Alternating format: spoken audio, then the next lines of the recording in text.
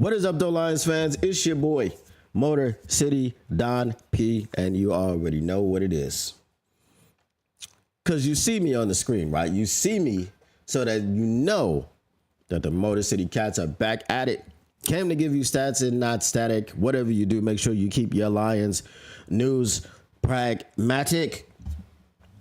And we got some things to talk about today. We do have some news. We have some updates. We got some things milling around. You know, we got some coaches at the podium. We talking about what we talking about?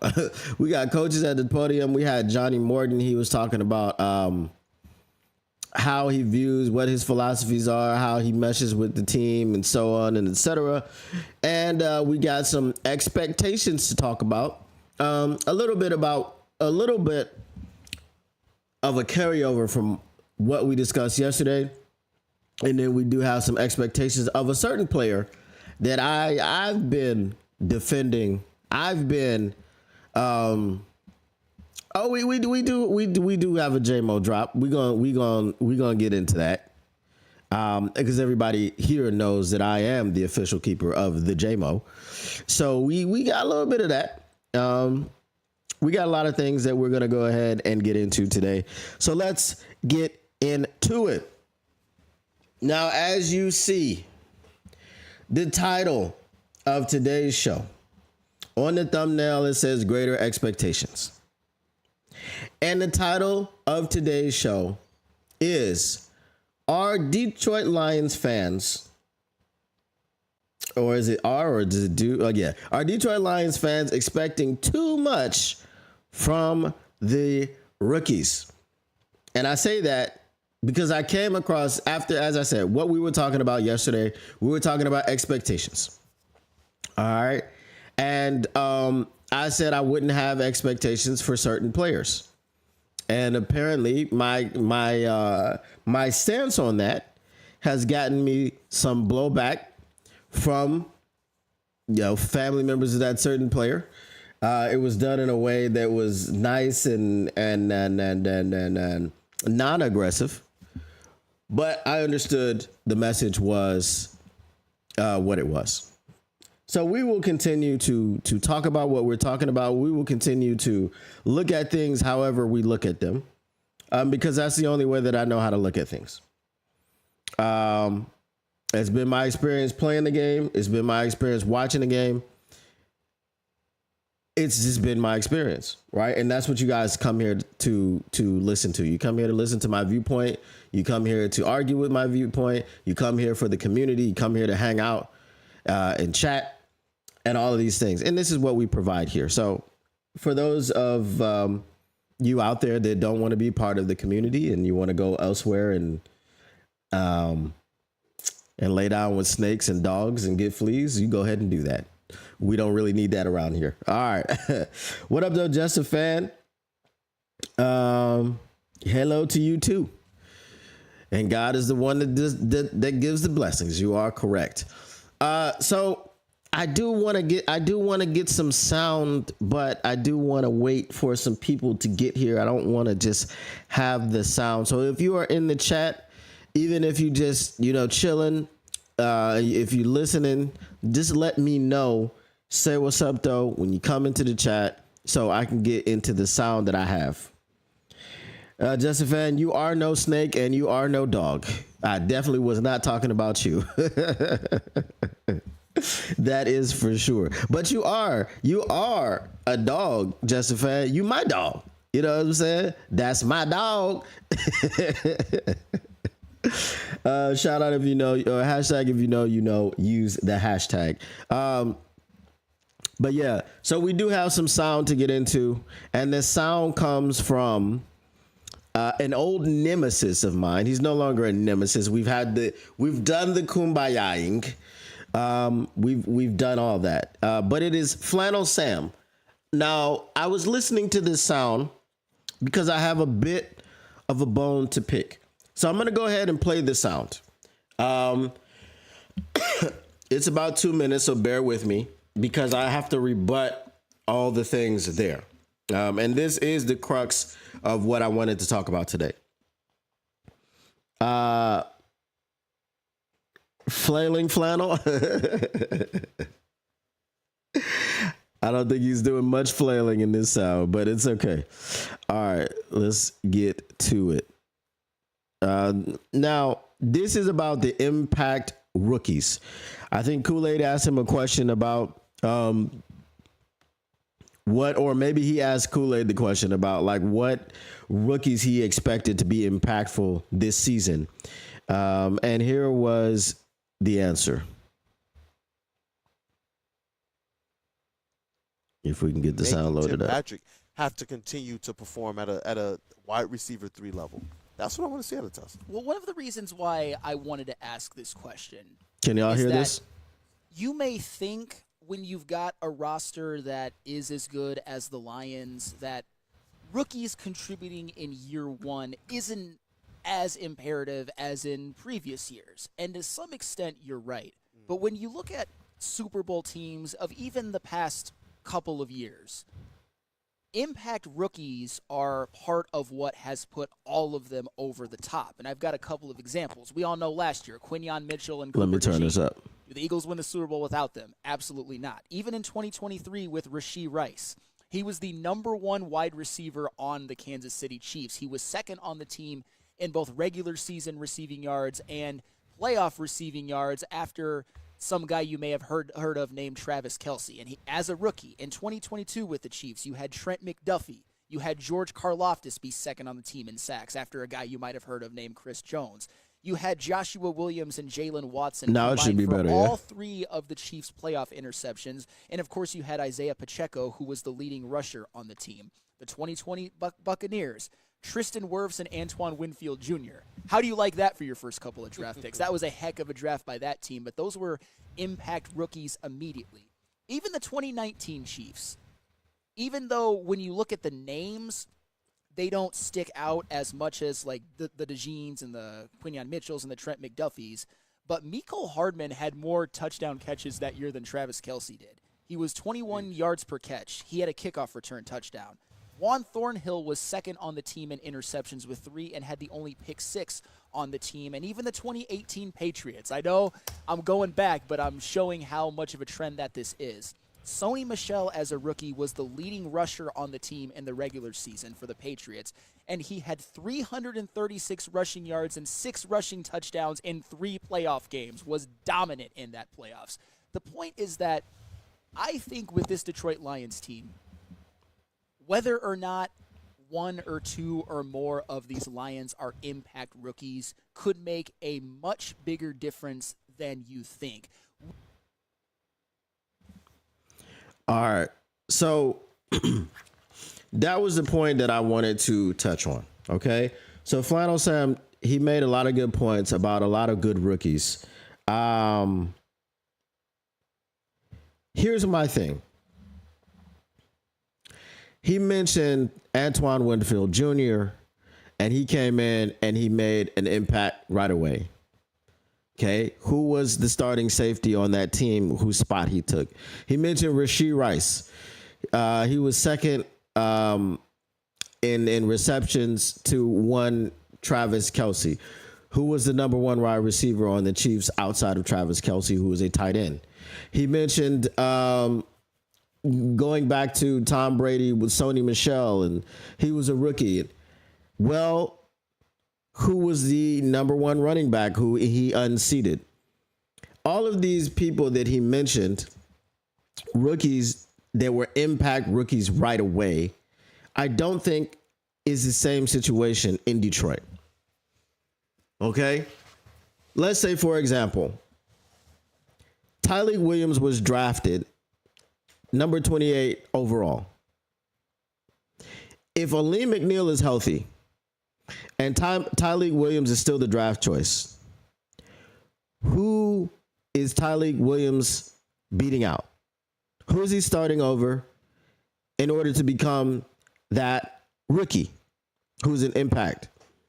Tate Ratledge. Now, Tate Ratledge, there is an open position. Okay, Kevin Zeitler's gone. So now there's an open competition. So his situation is much like what Flannel Sam was mentioning. His situation is like Rashee Rice. His situation is like Antoine Winfield Jr. His situation is like Sony Michel, because there's a hole and there's a place for him to go in and be impactful from day one. Okay?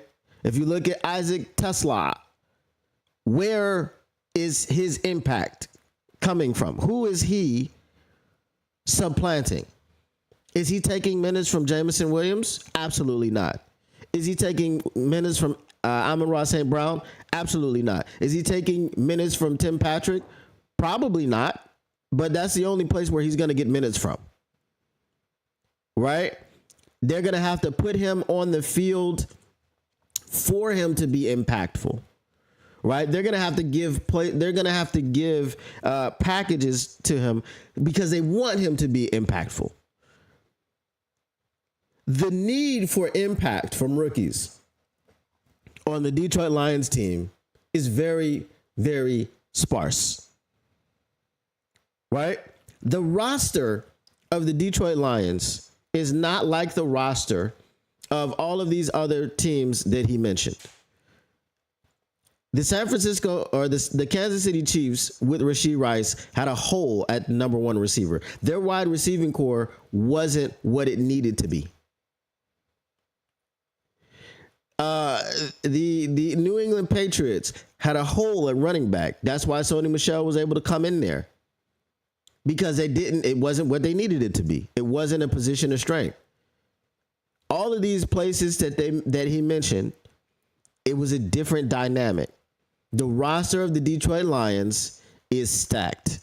It is almost a perfect roster, which is why you say that the roster is the best roster in the NFL.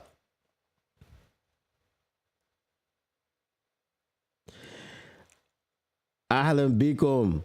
Alhamdulillah. Yes. Hassan Mahdi and I, you know what I'm saying? We have a little back and forth with the Arabic, you know what I mean?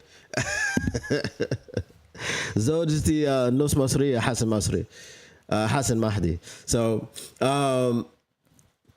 I go in and out. What up, though? Mr. Morale 313. Welcome back. Welcome back. How's the baseball going, man? So this is the situation with the roster for the Detroit Lions. The need for a rookie to come in and be impactful is not what it was when Flannel Sam was talking about all these other things. Okay, number one in the division. That's what's up. Does it sound like we playing for the Lions, huh? Oh, tomorrow. Okay. Tomorrow, before I forget, we're going to start the show tomorrow at 8:00, not 7. And the reason we're going to start it at 8 is because it's going to coincide with the schedule release. I don't want to come on an hour early and be sitting around waiting for the schedule to release and things of this nature. So we're going to start the show tomorrow at 8 so that we can be there with the schedule release, so we can get the updates and react live to each game as it comes out. So make sure you set a reminder for yourself tomorrow. We will not be at 8. Sometimes I know, Justin Fan, you go to bed a little bit early, but hopefully you can make it tomorrow so that we can react to this live together. We will be the first show that will be on other than Crunch Time, but we will be the first show that will be on during the schedule release. So this was my point about the Detroit Lions and their impact rookies.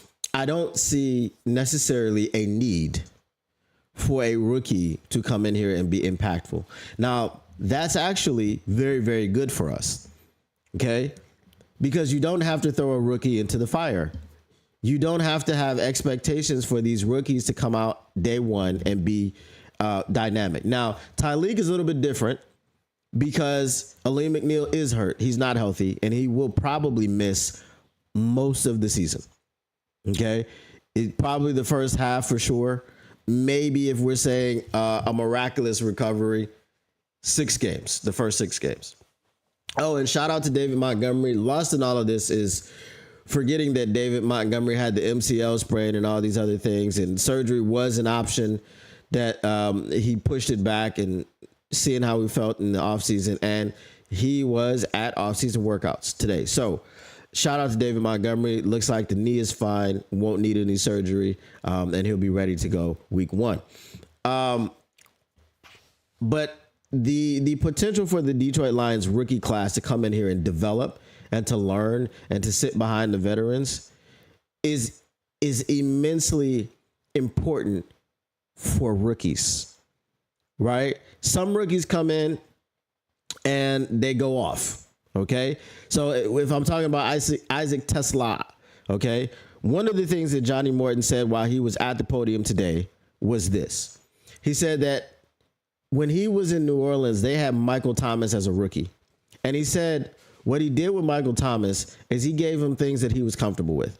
He didn't try to give him the entire route tree. So this is what they mean when they say a player's route tree is expanding, right? The route tree is the route tree. You go from 0 to 9, and that's the whole route tree. However, in the NFL, it's different running against NFL corners and NFL safeties than it is in college, right? So you give the player routes that they're comfortable with at that level, okay? So they gave Michael Thomas routes that they were comfortable with, that he was comfortable with, and he went off to the tune of over 1,000 yards and 92 catches and I think 5-6 touchdowns as a rookie. Okay. So if you were able to get that type of production from Isaac Tesla, that would be fantastic. Do you need that type of production from Isaac Tesla? No. Do you need Isaac Tesla to play this season? No, you don't actually need him to do that. Obviously, people are going to want to see him on the field.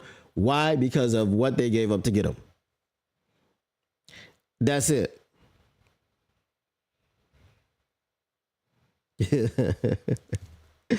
Hassanin Mahdi says he's glad I have an Egyptian wife and I'm lucky. So this is the thing that I'm saying. The rookies that we have outside of Tate Ratledge and Tyleek, they have the opportunity to grow and to sit behind people. Tyleek is needed right away. Tate Ratledge may be needed right away. It depends on if he comes in and wins the competition. Okay, so Tate Ratledge is up in the air. The only person that's not up in the air as far as rookies is Tyleek Williams. We need him to step in and play. We need him to be better than Roy Lopez from the beginning of the season. We need that. Okay, you don't draft a player 28th overall and he can't beat out a journeyman. Okay, there's nothing wrong with Roy Williams. Okay, there's nothing wrong with Roy Lopez, right? But is that the guy that you want starting next to DJ Reader, or do you want your number 28 overall pick starting next to DJ Reader? You want your rookie, right? Your number 1 draft pick to be starting next to DJ Reader while Aleem McNeil is out. Why? Because that'll be a very, very invaluable thing for him to get that experience from day one and to be able to be part of the rotation when Aleem McNeil does get back. Because when Aleem McNeil does get back, let's say he misses 6 games, you're really probably going to take 2, 3, 4 games to get back in the swing of things. So you're not going to say, okay, well, Aleem McNeil missed 6 games. Now he's just going to jump in game number 7 and he's going to be full go from the jump. Now he's got to get back into game shape and he's got to, get back to used to getting the reps. He's got to get used to trusting his knee again and all these things. So Tyleek starting from the beginning of the season is actually imperative for him. Okay. It's going to kind of stunt his growth if he's not starting. Right. We want to see him out there. We want to see him against rumored to be the Vikings week 1 at Ford Field at 1:00. That's the rumor.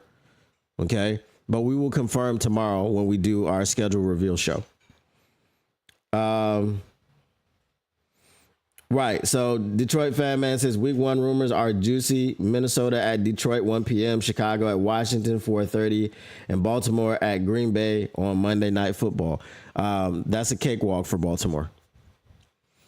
That's a cakewalk.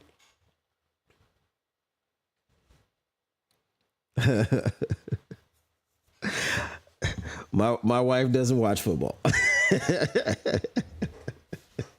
So she ain't cheering for nobody. So thoughts on the thing that I said. If anybody didn't hear the sound, I'll play the sound for you guys again. What I was reacting to. If you don't want to hear the sound, just tell me not to play it, and I won't play it. It's 2 minutes, so I'll just throw it in there.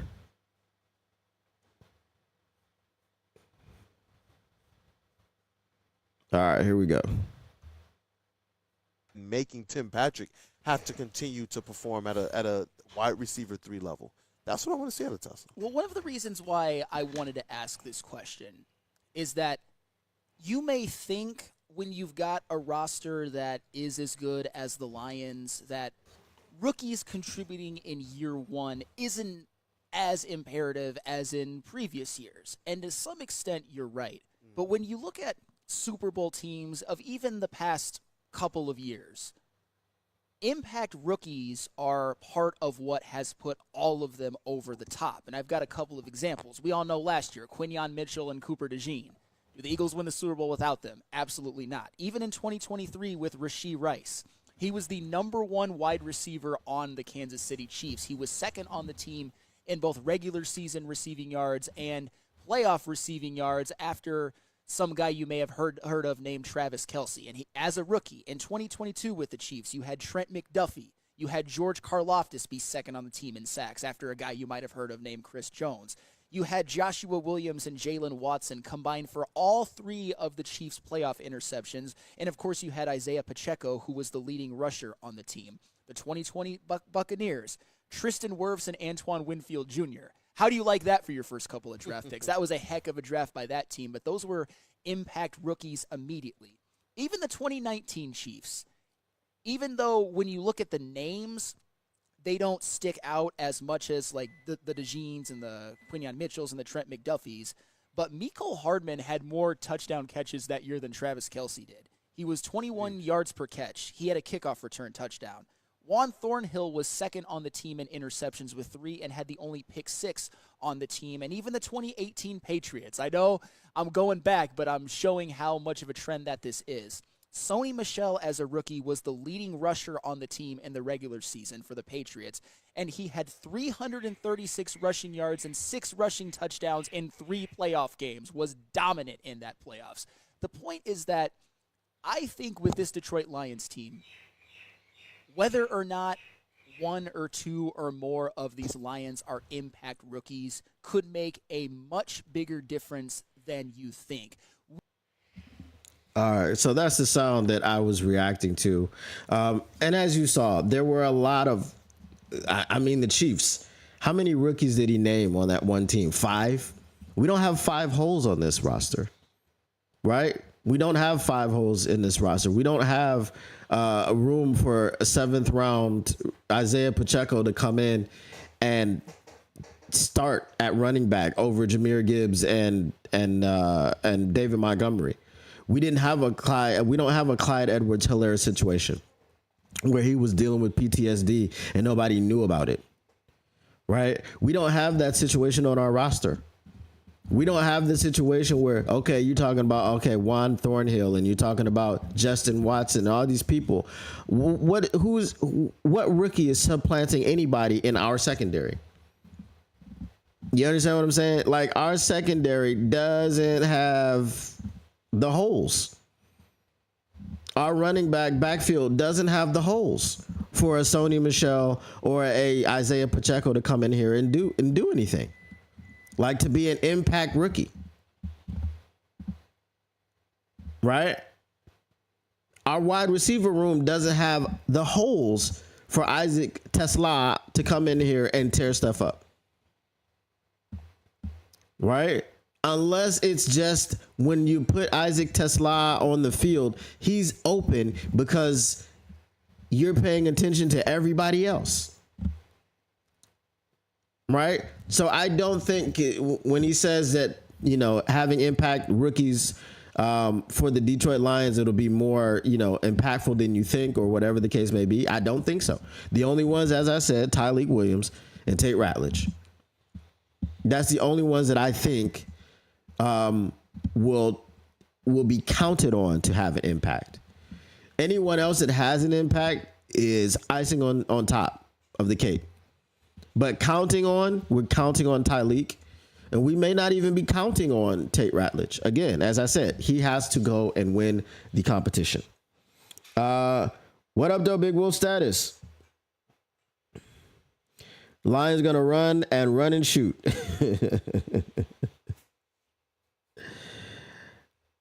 All right.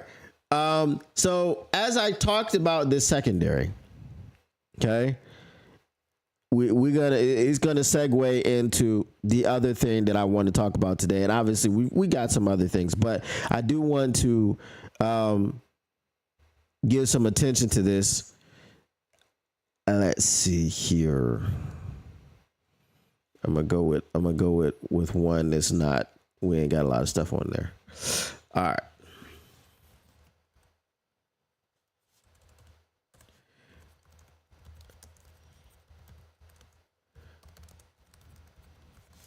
Okay. Now,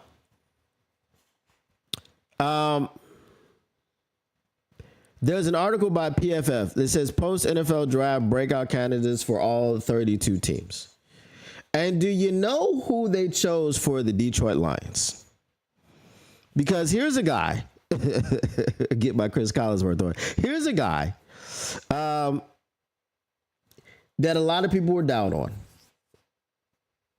And I'll just tell you who it is. It's Terrion Arnold. I've been high on Terrion Arnold.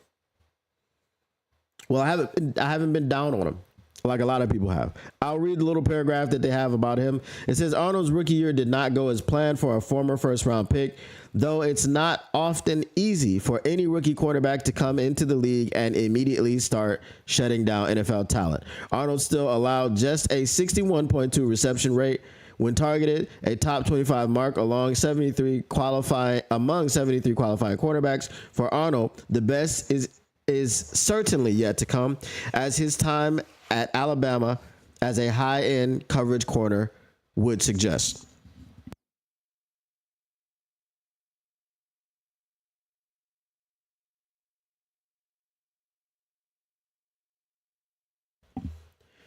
All right.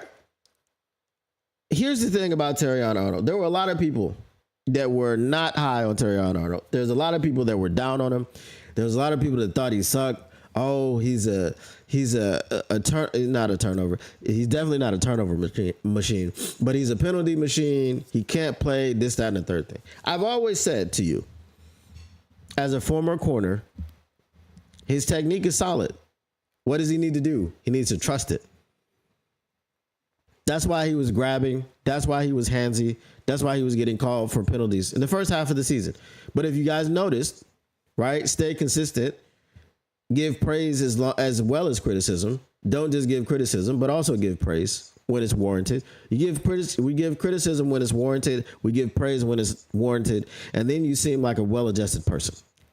Okay? That's how I try to live. Like, if the criticism is warranted, like Jeff Ohel No Kuda, the criticism is always warranted. There's never any praise. It's not available. Okay? What I told you about Jeff Ohel No Kuda is that when I saw Jeff Ohel No Kuda play football for the Detroit Lions, it often looked like he had never played before. I never said that about Terrion Arnold. Okay? So as far as his penalties, he cleaned those up in the second half of the season. And down the stretch, you saw the improvement from what it was in the beginning of the season. You saw the game start to slow down a little bit. And as I said, he's not a turnover machine, but as I've said before, once he learns to get his head around, then he will get interceptions. He will start to pick the ball off. Okay? That's what you're going to see. So other than that, Terrion Arnold is your breakout candidate by PFF. Now, we know PFF is wildly inconsistent with the things that they talk about, and they talk a lot of nonsense. But I don't believe that this is nonsense. I don't believe that it's a situation where he's not capable of doing what they said he's going to do. Right? Puka was always chasing and grabbing. He was always chasing because he was always getting burnt. He was barbecue chicken. There was an alert every time he came on the screen. There was an alert. It's barbecue chicken alert. You can see the barbecue, the neon barbecue sign up in the corner, right? You know, you can see the little siren going off. Meh, meh, meh, meh, meh, meh, meh. Barbecue chicken alert, right? Meh, meh, meh, meh, meh. Breaking news, barbecue chicken alert. All right. So this is not Terrion Arnold. As I said, he will be fine. All he has to do is trust his technique. He got another solid veteran to mentor him. As Carlton Davis was mentoring him last year, DJ Reed is going to mentor him this year. DJ Reed is going to have a different perspective. Why? Because DJ Reed is a smaller, feistier corner. Right? Terrion Arnold is more of the body type of a Carlton Davis. He's kind of in between both of them, right? So Carlton Davis could teach him how to play like a bigger receiver, a bigger cornerback, and DJ Reed can teach him how to play like a smaller cornerback. So he's going to be able to mesh the best of both worlds. He's going to be able to take techniques from both of those vets. Quinyon Mitchell, and Cooper DeJean were mentioned by Sam Flannel. Again, we brought in the rookies last season. We brought in Ennis Rakestraw. We brought in Terrion Arnold. Terrion Arnold was the one that saw the field. And whether you liked what he did or not, he was part of a defense that got you 15-2. They got you 15 wins and 2 losses. He was part of that defense. And also, the second half of the season, what he was doing, the improvement that he made came after everyone was injured. Right? There was no Hutch. There was no Davenport. At some point, there was no Aleem McNeil. Right? You're running out El Qadim Muhammad. You're running out Josh Pascal and Levi Onwuzurike and all these people who are not starters. And those are the guys in front of you. They're not getting to the quarterback. And those are the guys in front of you. So you have to cover a whole lot longer. And I think he held his own. And as we said, he played the most man coverage snaps in the NFL. For a rookie, that's crazy. Okay? For a rookie, that's crazy. Now, here's the only thing that I could see that may be a drawback for him. We know that Coach Shep is highly respected.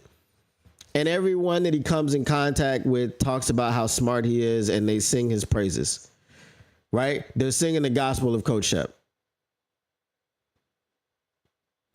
Here's the only thing that I can see that would not be in his favor as far as his development. And I'm throwing this out here playing devil's advocate because I don't think this will happen. Coach Shep is a former linebacker. Aaron Glenn was a former defensive back.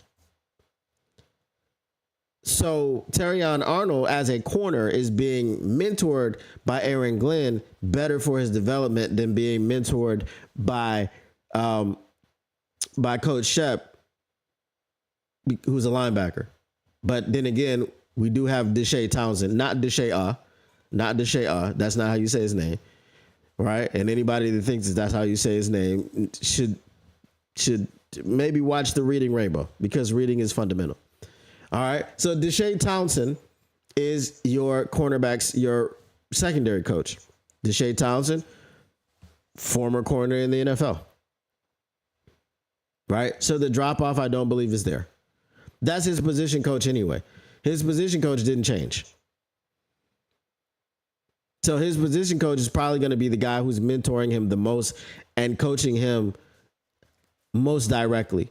Yes, Aaron Glenn was your defensive coordinator, but Aaron Glenn has to worry about the entire defense. He can't spend all his time with the secondary. Well, it's quite literally Deshae Townsend's job to spend all his time with the secondary, right? So I do think he's in line for a breakout season.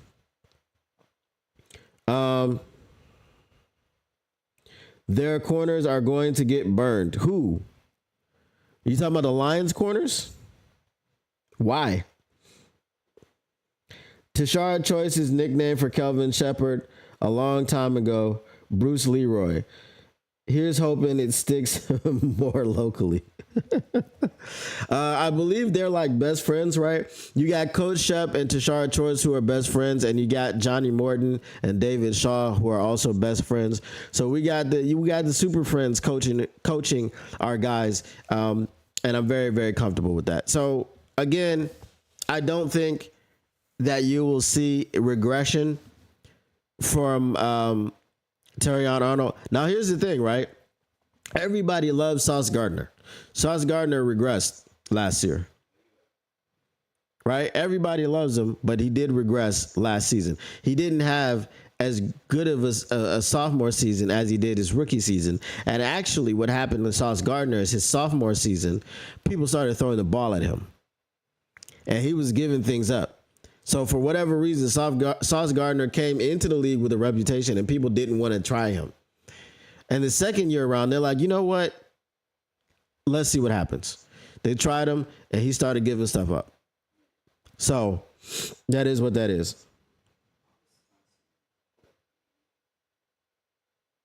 Nobody in the secondary scares you. However, if we're healthy up front, that helps the secondary. Right? And I don't know how Kirby Joseph doesn't scare you. I don't know how Brian Branch doesn't scare you. Kirby Joseph being the league leader in interceptions should be scary for anyone. Right? If we are actually playing the Minnesota Vikings, I think J.J. McCarthy is going to be very afraid. If he's got to face the interception leader in his first action as an NFL quarterback, that's something to think about. Spirit of Detroit, what's pathetic? You mean that comment?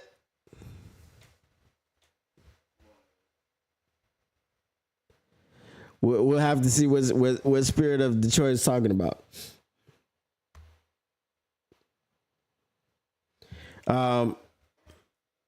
But surely Kirby's got to be scary for a lot of quarterbacks in the league, I would think.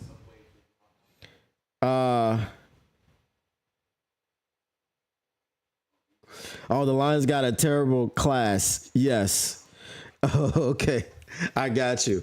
You mean the class of rookies. And that's what I was saying earlier, is that, you know, the rookies that we got aren't really competing to take anybody's job, and they're not filling any needs except for Tyleek, who's filling the need of Aleem McNeil being injured.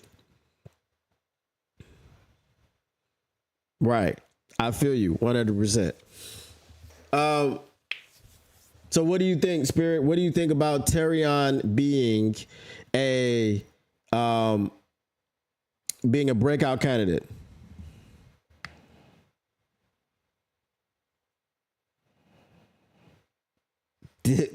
So all 9 of those interceptions were bad passes?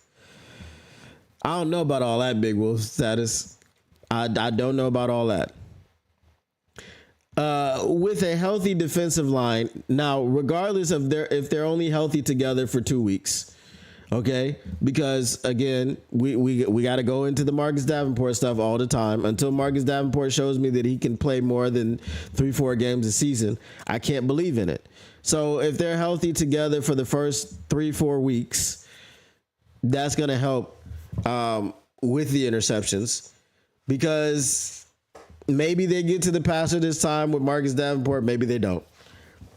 But they will create the pressure. They will create the errant throws.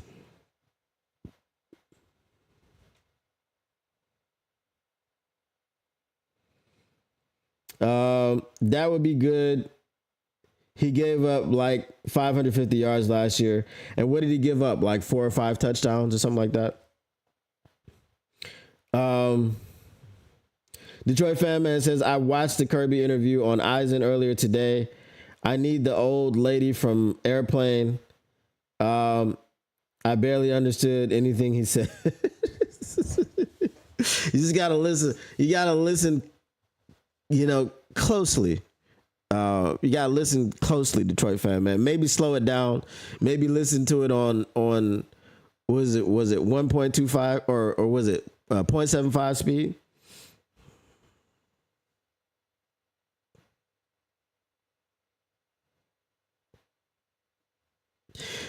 So am I saying something wrong if I say that they're healthy for 3 or 4 weeks?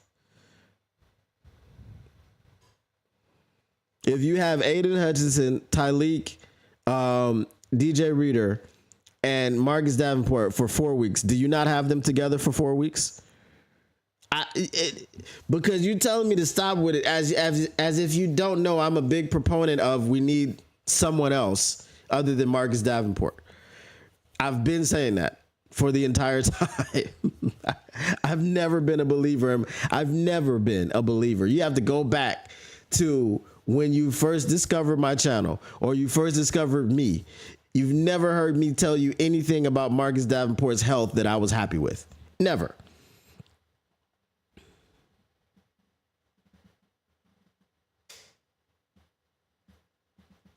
For stat-wise, I can show 6 on film, but 2 was cover 4. So his job was to go deep with the receiver, but he passed it off. Trash ass Arnold.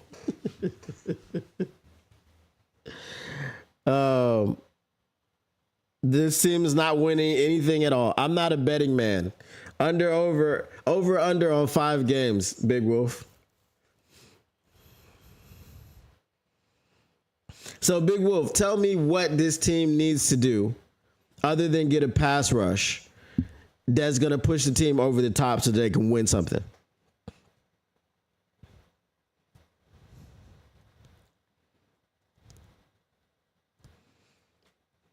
That's what I would like to know. Oh, and for those of you who were not here earlier, the show tomorrow will start at 8 p.m. because I wanted to coincide with the schedule release. So we're going to start at 8 p.m. tomorrow. I'll have the schedule release on. I think it'll be on NFL Network. So I'll have it on my TV over there opposite my laptop. And we will break down the schedule as it happens. So I will not be starting at 7 or 7:15 or 7:30 or any of those times that I sometimes start. We will be starting at 8 p.m.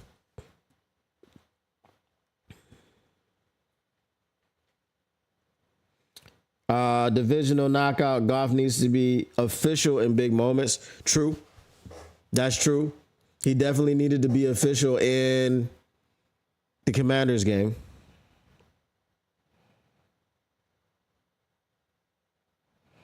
They had a chance to fix it, but they didn't. So are you good with Marcus Davenport when he's healthy? Understanding that he's never healthy. But my question is to you. Do you like the ability of Marcus Davenport to play football while also disliking the ability of Marcus Davenport to stay healthy? Because I like his ability to play football. I like his ability as a football player. I do not like his ability to stay healthy.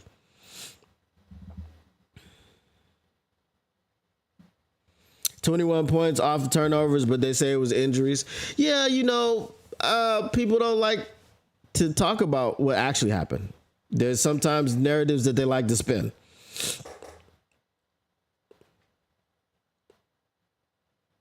Yes, I watched the Brad Mean tweet inside the Den teaser.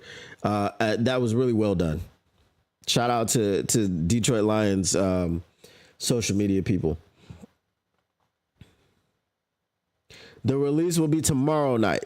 Well, at least the official release where they'll have it on NFL Network and all these other things. I hope it's not. I hope they don't do it tonight because then that'll spoil my plans for tomorrow.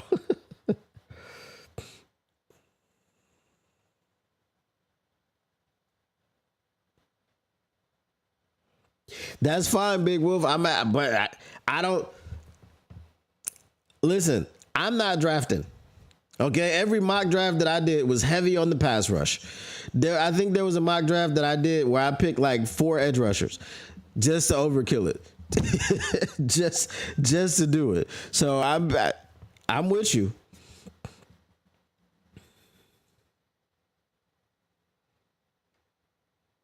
Davin Hurt is a joke. We need Z and the D.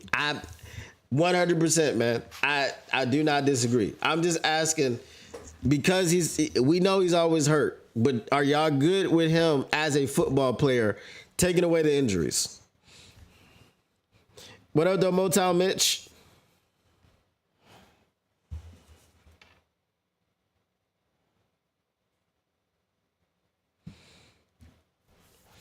So as a football player, we know Marcus Davenport is a good player. He's not available. He's just not available. And the problem that we have with Davenport is just the blind faith. As you said, we need Big Z in the D. Clowney's out there. I would take him too if we can't get Big Z back. But I think we need to do something. Are we getting Trey Hendrickson? Probably not. If y'all didn't see my salary cap video that I did yesterday, check it out after the show. It's the void years, man. The void years could make it work. I'm cool with Davenport as a third or fourth DE. Right. He's got to be deep in the rotation so that he's not out there on the field, so you can have him for moments where he could make an impact later in the season.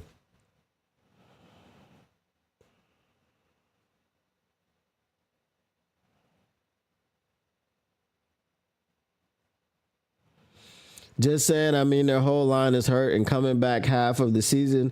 This is not other sports. You need wins now. I agree with you. We're not disagreeing.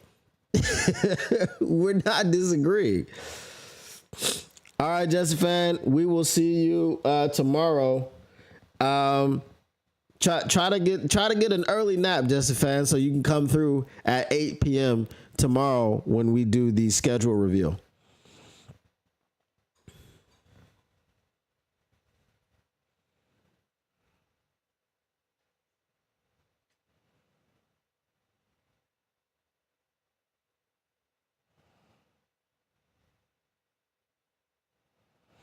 All right, so it says, come on, guys. MGM Grand ranked the top 10 DE pairings for this upcoming season. Hutch and Davenport ranked fourth. I do not disagree with you, Detroit fan man.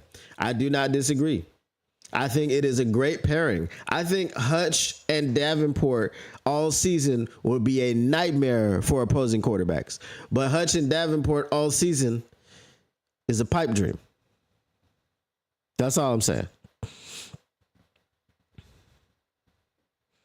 I'm just trying to get Big Wolf Status to admit that Marcus Davenport is a good player when healthy.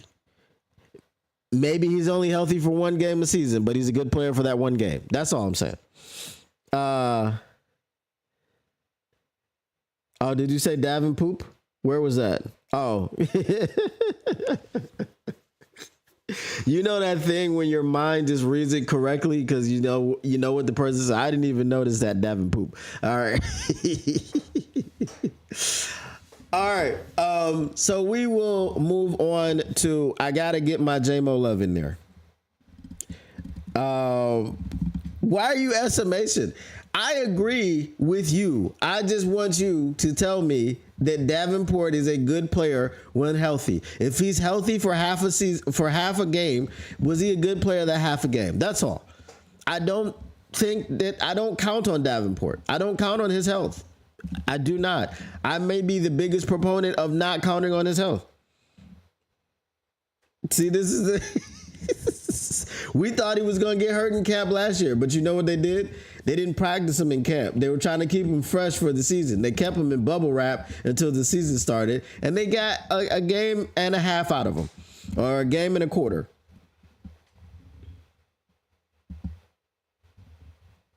I feel you. Spirit, and I'm not defending anything. There's nothing that I'm defending. All right, but I am going to defend this guy. Y'all know I am the official keeper of the JMO. Johnny Morton talked about him today when he was at the podium, and he talked about his maturity. He talked about how he's been phenomenal.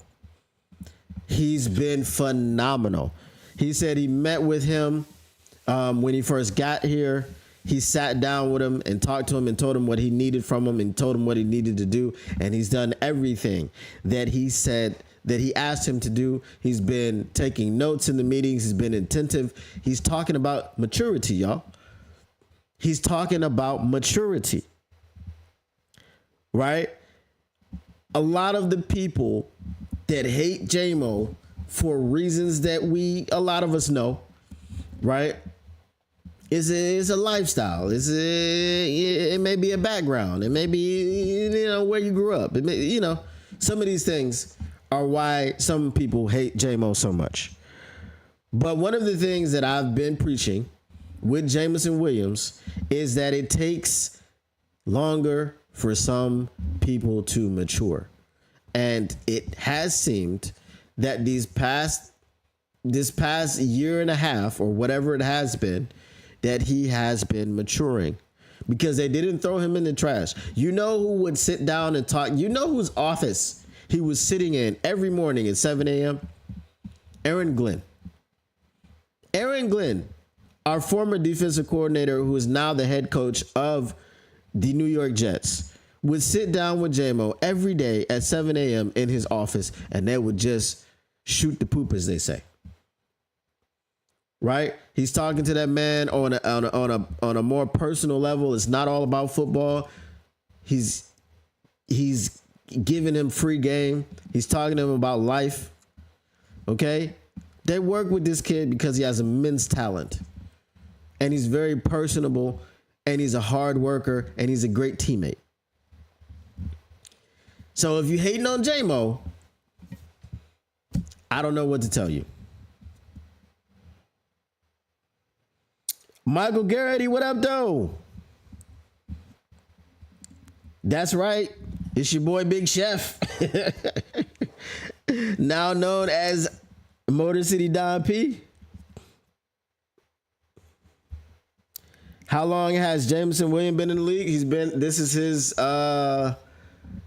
into his 4th year. I know Big Will status. I know you hate on J-Mo. And I know you're waiting for him to get suspended again. But, if it doesn't happen, then what will you say? I appreciate you, Michael Garrity. Appreciate you for sure. J-Mo just turned 24 like a month ago. He is finally maturing. That week 1 line on J-Mo yardage is going to be like 45. Robbery. If you're listening to Johnny Mo, okay, big shots, big plays, explosives is what he likes to do. Okay, y'all have to remember that Johnny Mo ran a 4.3 back in his day. Now, he said he was a long strider. He said he's never been around a person like Jameson Williams who has that speed and explosiveness. He said he wakes up every day and smiles because he thinks about all the weapons that he has at his disposal.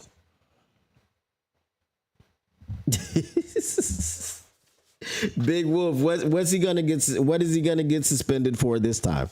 Let me know.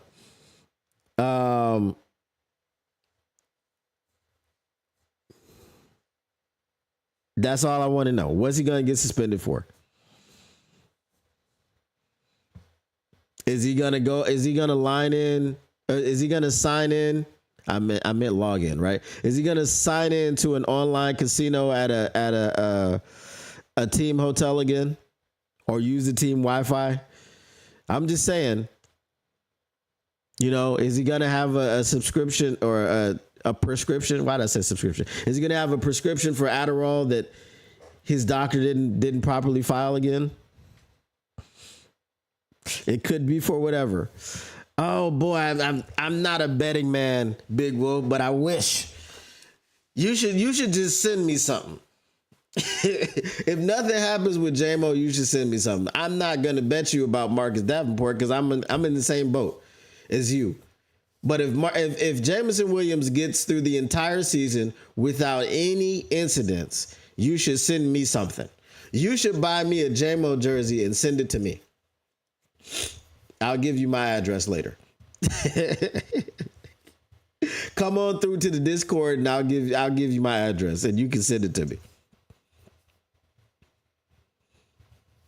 But as the official keeper of the J-Mo, this is just another person within the organization who is going to bat for this kid. It's just another person within the organization who's trying to tell you that, you have to look through all the stuff. There are some bad decisions that he's made. There are some things that he should have known about, right? The gun situation, well, it was registered. He should have known that you had to have a concealed carry permit. Since then, he's gotten his concealed carry permit, right? Whatever the situation was with the performance enhancing substances, if it was a prescription, then it's been taken care of. Okay? The NFL themselves told you that the gambling suspension was stupid, right? They took it down from 6 games to 2. Right? So I'm just saying, it's lining up for him to have a breakout season. If they're able to connect on those deep shots, would it be far-fetched to say that J-Mo get about 1,500 yards this season? I mean, he missed 2 games and had over 1,000. So I'm just saying, if they're going to target him more further down the field this season, I wouldn't be surprised to see it get hit, around 1,500.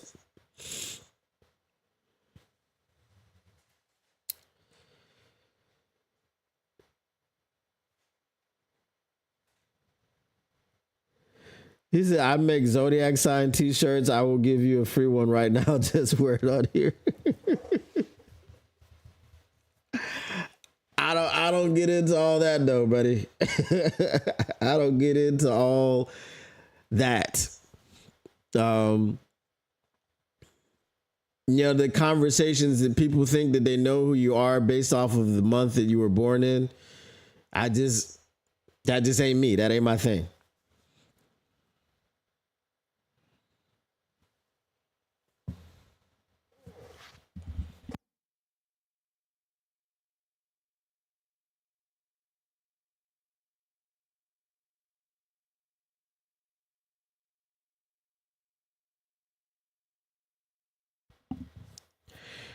I just want that J-Mo jersey, man.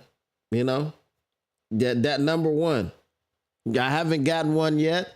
I was gonna try to get one last season, but I'm glad I didn't because it'd have been the number 9.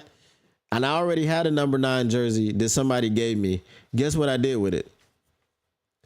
I threw it in the trash. Yeah, I threw it in the trash. It said Pat Stafford on the back, so I had to throw it away.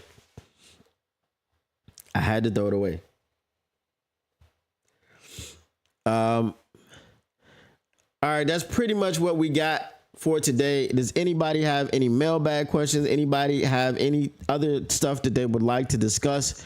If not, I'm going to go ahead and get some of this soup and get back to work. Your boy's a little bit under the weather. The weather down here, down under, got your boy down under. You know what I'm talking about? Bruh, it's been hot for 3 nights or cold for 3 nights, and then just hot all of a sudden for the next 2. And that's just how it goes down here. That's just how it goes.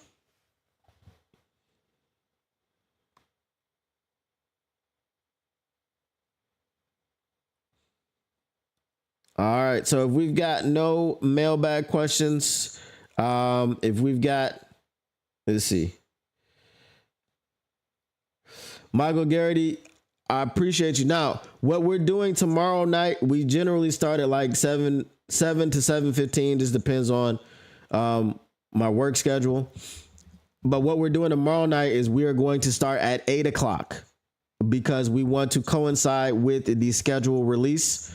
And then we'll be talking about the schedule release live on air, giving you updates about week 1 through, I don't know how long it's going to take. It should take an hour.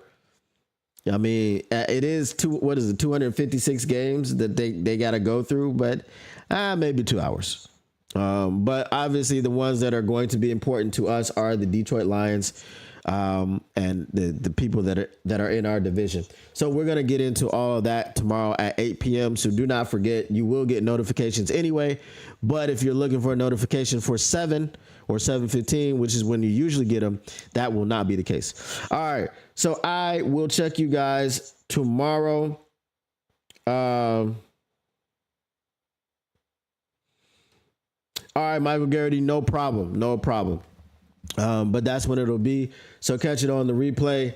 and catch some of the videos. You know, like, comment, and you are subscribed. Let other people know who've been looking for me. Specifically, who've been looking for me, let them know where I'm at. And we will catch you guys on the flip side. Motor City Cats are back at it. We came to give you stats and not static. Whatever you do, make sure you keep your Lions news pragmatic. And we are out. Peace.